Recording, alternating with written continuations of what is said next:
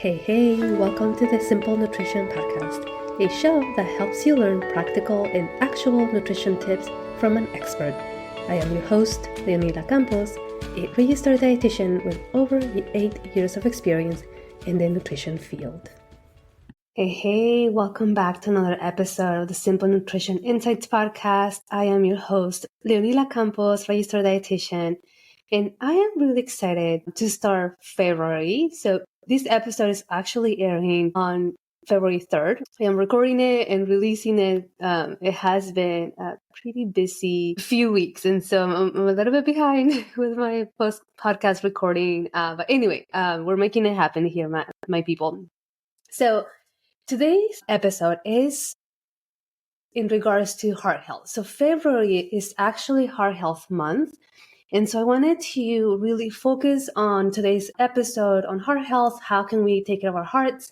And just to give you a little bit of a statistics to you as to why is it so important to take care of our heart. So it's the perfect time to talk about that, how nutrition plays a role in keeping our heart strong and preventing heart disease. Here is why. Heart disease is the leading cause of death worldwide. So according to the Center for Disease Control and Prevention, in the US alone, a person dies every 30 seconds from cardiovascular disease. That's heart disease. That's more than 695,000 deaths each year, accounting for 1 in every 5 deaths. Globally, the World Health Organization reports that heart disease claims about 17.9 million lives annually. That's a significant number. But here's the good news. Up to 80% of cardiovascular diseases can be prevented with the right lifestyle choices, including a heart-healthy diet. So today, we'll break down the best foods for heart health, which foods to limit, and simple ways to improve your heart health through nutrition. So stay tuned, and let's get started. Before we get into food, let's talk about what causes heart disease. Heart disease develops when plaque builds up in your arteries, making it harder for blood flow. This increases the risk of heart attacks, strokes, and high blood pressure. Some key risk factors include poor diet, high in saturated fats, trans fats, and processed foods, lack of physical activity, smoking and excessive alcohol consumption, high cholesterol and high blood pressure, diabetes and obesity. While genetics play a role, your daily choices are the biggest determining factor. And these are things that we can change, right? These are modifiable, these are preventable, these are things that we have control of. Now, let's get into the foods that can help lower our risk for heart disease and improve our cardiovascular health. Fatty fish. So fatty fish like salmon, mackerel, sardines, tuna, they are rich in omega-3 fatty acids, which help reduce inflammation and lower triglycerides. Studies show that eating fish twice a week can lower heart disease risk by 30%. Now, if we are vegan, plant-based, or we just don't eat fish, we still can get our omega-3 fatty acids from plant sources like walnuts and chia seed, ground flax seeds, or we can also do an omega-3 supplement containing DHA and EPA. Of course, you always want to consult with your healthcare provider, your dietitian, to make sure that you choose the right one, right in, to make sure that if you do need it, you add that accordingly. Leafy greens, spinach, kale, Swiss chard, they are high in nitrates. So it's different from nitrites, right, which are often recommended to avoid or limit because they have been shown to contribute to cancer. So these are naturally compounds, right, found in these leafy greens, which actually help lower blood pressure. So nitrates. You also find nitrates in beets. Now, oftentimes, it's more so nitric oxide that helps the blood flow or the vessels to be more flexible and for blood flow to circulate better. So leafy greens, spinach, kale, Swiss chard, beets are amazing sources for that. They also contain antioxidants like vitamin K that prevent artery hardening. Now, there is some considerations here to keep in mind that if you are on certain medications, right, vitamin K oftentimes is not recommended to increase significantly. So if you are already eating some of these foods and you're used to eating some of these foods, that usually is not a concern. oftentimes it's a concern if you are taking some of these medications and your doctor will tell you, and you start adding a ton of these foods, right? Is now that if you're taking a medication to, to thin your blood, right, for example, or to prevent clotting, if we have too much vitamin K, right, which is essentially the opposite, that could be a problem, right? But because you are on that specific medication. But if you're not, right, adding some of these leafy greens can help, as it does provide some of these high antioxidant components that helps with inflammation. And it also the vitamin K that helps with preventing the hardening of the arteries. Blueberries, strawberries, raspberries, boysenberries, there's all kinds of berries. They are packed with polyphenols and flavonoids, which reduce inflammation and improve blood flow vessel function. A study in the American Journal of Clinical Nutrition found that people who eat 3 servings of berries per week have a 30% lower risk of heart attack. So berries are your friends. Add berries whenever you want, with your breakfast, with your snacks, with your lunch, whenever you want to add them. They also provide a good amount of fiber and those antioxidants too that also help your cells at a cellular level and help with inflammation and oxidation. So berries have so many amazing components. Nuts and seeds like almonds, walnuts, flax seeds, chia seeds, they are rich in healthy fats, fiber, and magnesium, which support heart health. Studies show that eating a handful of nuts daily can reduce heart disease risk by 20%. So let's be a bit more specific here, right? Sometimes I do see people eating handfuls throughout the day. You still have to keep in mind that even though they are packed with healthy fats, fiber, and magnesium, selenium, and other minerals, we cannot just be mindlessly eating them throughout the day, right? Because they are higher in our healthy fats, which are going to be higher in calories. So if that is also a concern that you have, keep those things in mind, and you only need an ounce, right? Which is 1 serving, an ounce or a quarter cup of these healthy fats or these nuts and seeds, right? To get most of these nutrients. You can add 2 servings if you like for variety, but it's a good idea to add them also being mindful of those things too. So we cannot just add them mindlessly. Whole grains like oats, quinoa, brown rice, whole wheat, they are high in fiber, which lowers LDL, which is the bad cholesterol.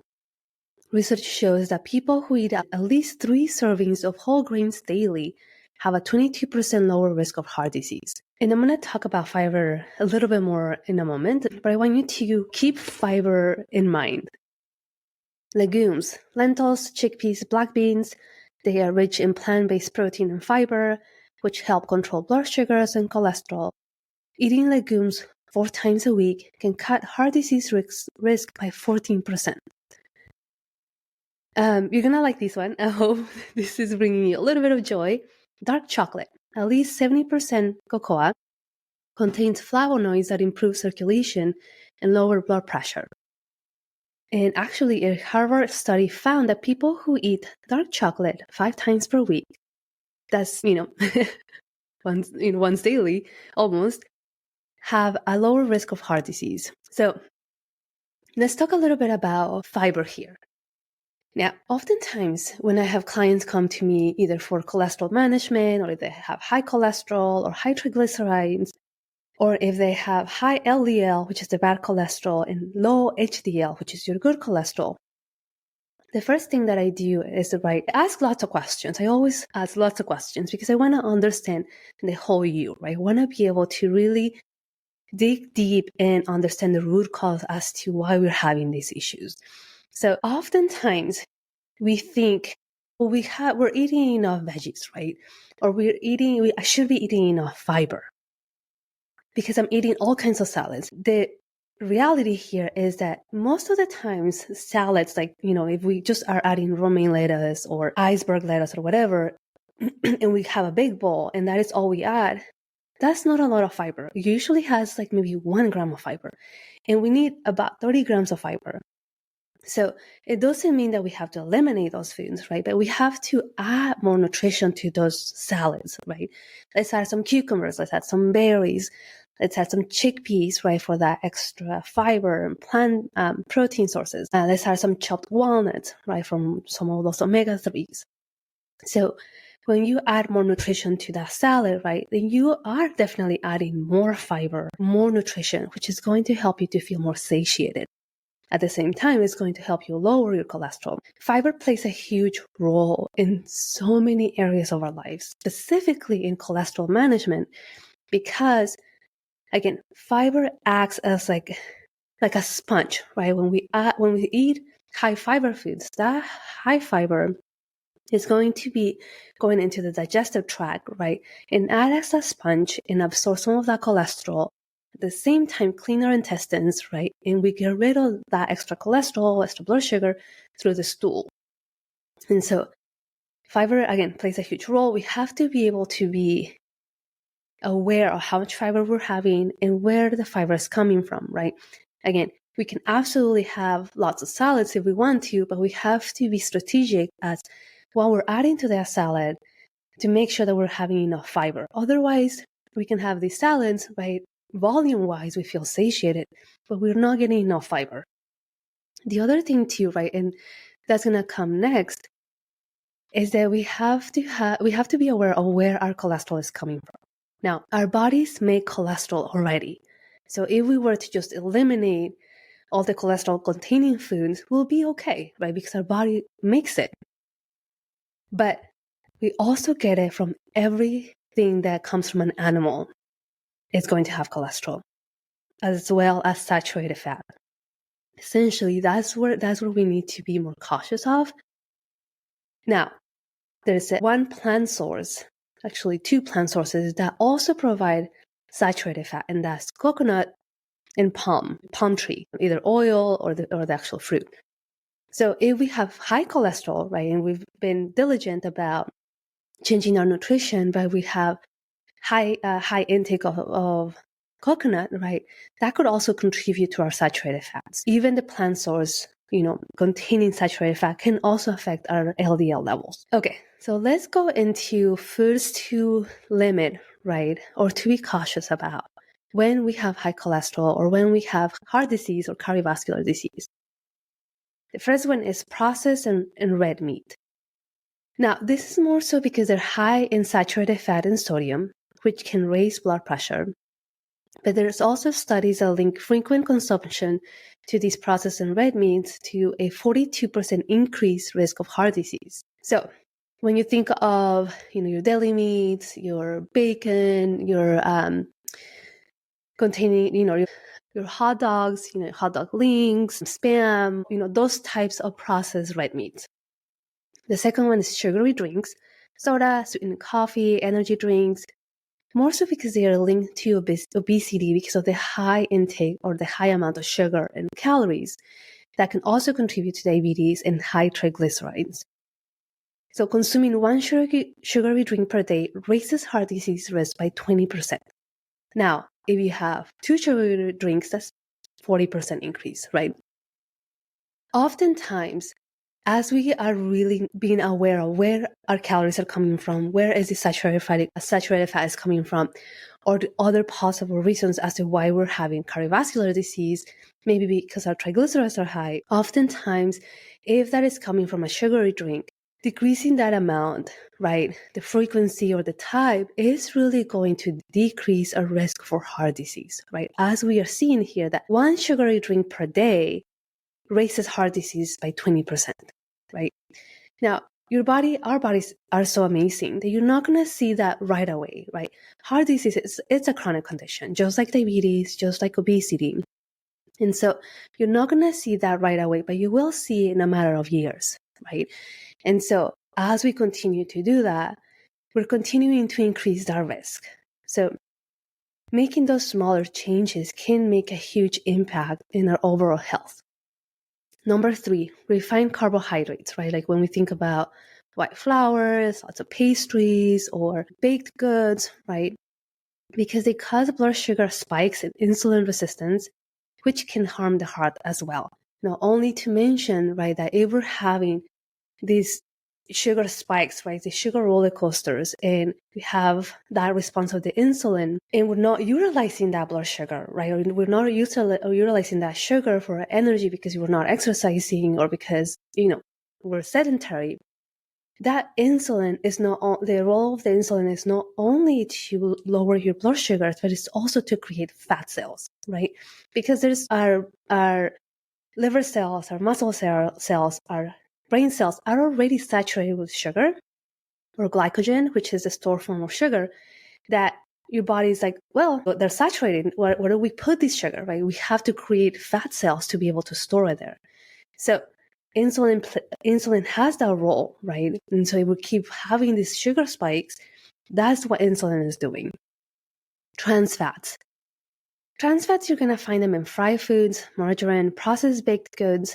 And trans fats, there's some trans fats naturally occurring in animal foods, but these are trans fats that have been chemically created, right, by the food industry to be able to mass produce food, but also to make food more shelf stable. And so when you look at your nutrition facts label, you're going to see all these all these nutrients, right? You're going to see total fat, saturated fat, trans fat, carbohydrates, etc. On the trans fat, you're always going to see it as 0, right? But that's because if FDA asks the food industry to minimize the amount of trans fats used in foods and to not go over 0.5 grams per serving, because they have seen how impactful it is in cardiovascular health. But that doesn't mean that it doesn't have trans fat, right? It just means that it has less than 0.5 grams, and so they don't have to put it on the full label. However, we as consumers have to do our due diligence and look at the ingredients list and see if there's something called partially or fully hydrogenated oils. That is a trans fat. So anytime that you see partially or fully hydrogenated oils, whatever the oil is, that is a trans fat. Now, again, it doesn't mean that it has more than 0.5 grams, but if it's a product that we're going to be eating day after day, that is going to be accumulated to more than 0.5 grams, which is going to contribute to heart disease. So, and here's why, because these trans fats increase LDL cholesterol while lowering your HDL cholesterol. And that, because if you don't have enough HDL cholesterol, which is what helps to lower the bad cholesterol, right? And we have this imbalance. And the more that we have them, right, the higher the LDL cholesterol is going to be. So it's important that we keep those things in mind and we do our due diligence when we're buying products. I would suggest probably reading not only the nutrition facts label, but the ingredients list as well when you're buying products to make sure that it doesn't have any trans fats. So essentially, these, in a nutshell, are some of the foods that we have to be cautious about, right? When we're trying to prevent cardiovascular disease, when we're trying to lower our LDL or our total cholesterol, and just overall to protect our hearts, our vessels, right, which go everywhere. Okay, let's put some of these tips into practice, right? And how to make the best out of this episode. So I did an episode, and I'm going to bring it back just as a reminder. But I did a podcast episode on my 3-2-1 nutrition method, right, which I use essentially with every single client that I get, because it's pretty simple to follow, right? Obviously, we can add more nutrition to those meals, but this is like a starting guide, right? So the idea is to add 3 ounces of protein, right? Lean sources of protein in each meal.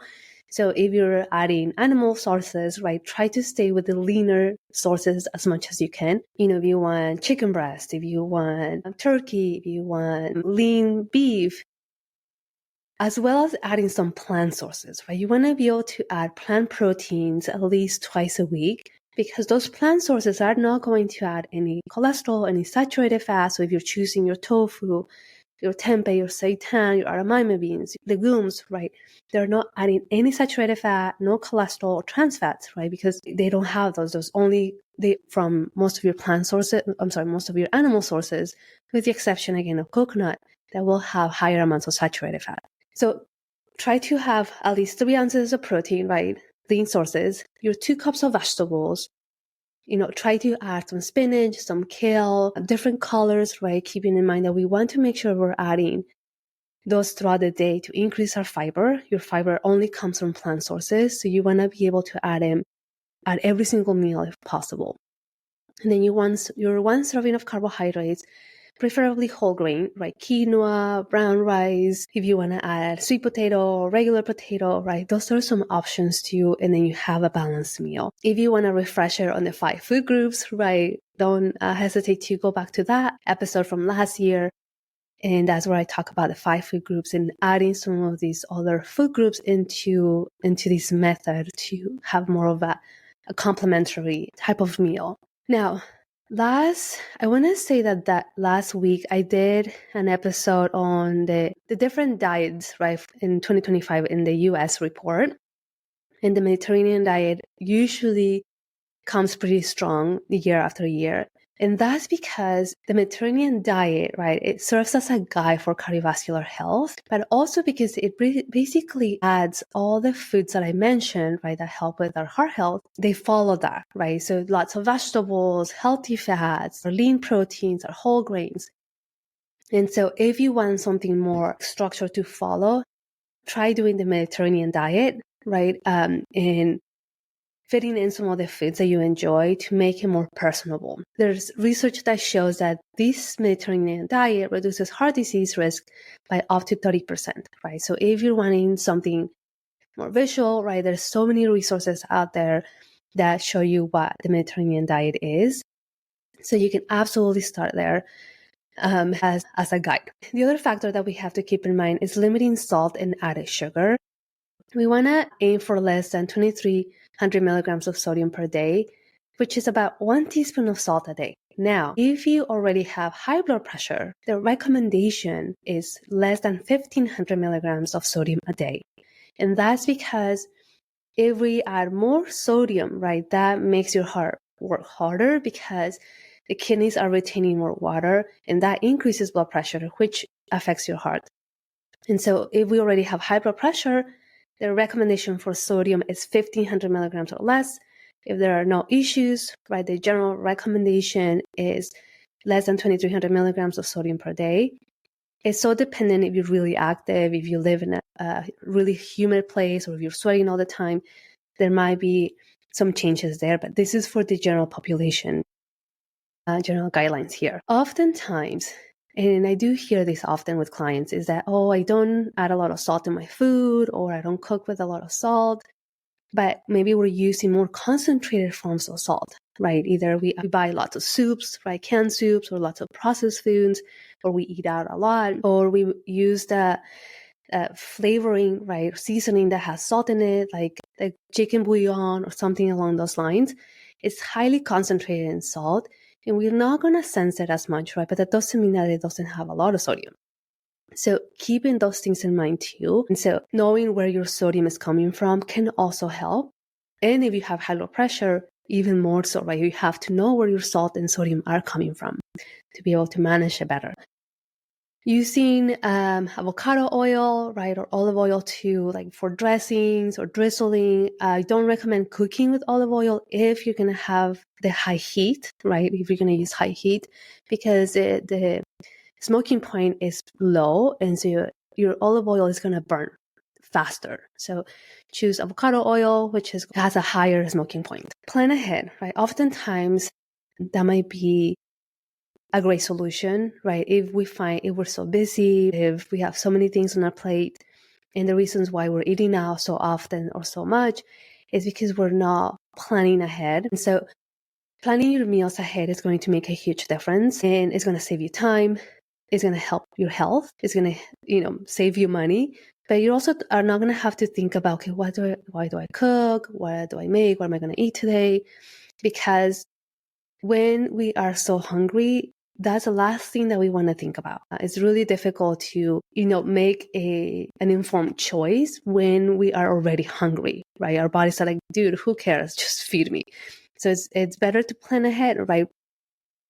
And then if you have the means, buy ingredients that are already pre-cut or pre-chopped for you, or pre-cooked if you want, and it's easier to put them together, right? Yes, you might be paying more, but you have to have the trade-off, right? Do I spend more time doing that, or can I spend a little bit more money, but I know that it's going to reduce some of that prep time?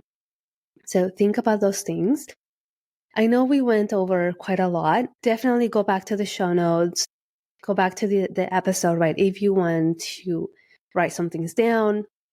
But just to recap, right, really quick here, heart disease, right, cardiovascular disease is a chronic condition that we can prevent, right?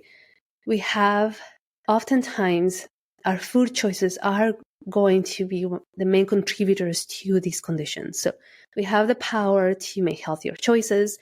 We have the power to choose more balanced meals, right? We are able to read the full label and the ingredients list to make sure that we're avoiding those trans fats, decreasing our saturated fat, which all contribute to heart disease. And the other thing that I didn't talk about is movement, right? Our bodies are meant for movement. And I say this time after time. It helps with blood circulation, right? But movement is another thing that helps HDL to go up, right? Not a lot of things can make HDL go up. Our omega-3s, our fiber, and movement those things will help our HDL, our good cholesterol, to go up. So if we're doing these other two things, where we're optimizing our healthy fats, our omega-3s, and we're adding at least 30 grams of fiber, and we're not seeing a lot of change in our HDL, we have to add that exercise, right? And so it doesn't have to be go to the gym if you don't want to, right? Or like start running. Just move your body a little bit more, right? If you're sitting all day, okay, I'm going to get up every hour, right? And just go from here to get some water, right? Or just walk in place, whatever feels right. But you have to move your body. This is not negotiable, right? This is something that you have to do to help your body. Anyway, you have to remember that your heart works hard for you every single day. So let's give it the nutrition that it deserves. Small changes can lead to a major improvements in heart health. If you need more support, if you need more guidance, please don't hesitate to reach out to me. You can send me a text through Apple Podcast. You can call me or send me a text at 559-512-0404. I know there could be conflicting information out and when you are doing some research. So work with a registered dietitian, right? Again, we are the food and nutrition experts. Work with a dietitian to do a personalized plan to make sure that, if you do have heart disease, or if you're getting into, high cholesterol or those borderline levels, that you do something about it, right? Versus like, well, now we have to have a stent or we have a heart attack, right? Because we didn't change anything. So you have the power now. You have to act on it. All right, my friend, stay safe, stay strong. Don't forget to subscribe to Simple Nutrition Insights. Share this podcast with anyone that might find it beneficial. I will talk to you and see you in another episode. Bye-bye for now. This podcast, the links and resources provided are for the purpose to educate only and are not a replacement for medical advice or nutrition therapy. I suggest you seek out the help of a trained professional to help you with your specific situation and needs.